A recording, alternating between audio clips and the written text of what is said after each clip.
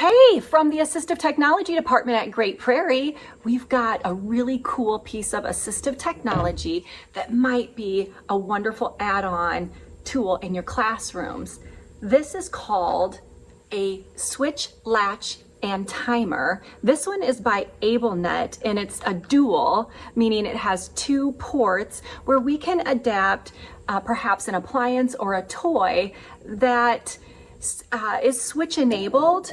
However, sometimes the way that it's been adapted creates a bit of a problem. I'll show you with this ostrich. So you heard my whistle to get your attention.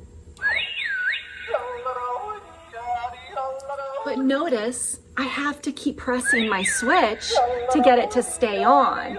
And for some, that might be really challenging, whereas just a quick short press might be what would allow that student to have access to this really fun toy or to gain somebody's attention. So with my dual switch latch and timer, all I do is plug my switch into the switch port. I'll do that now.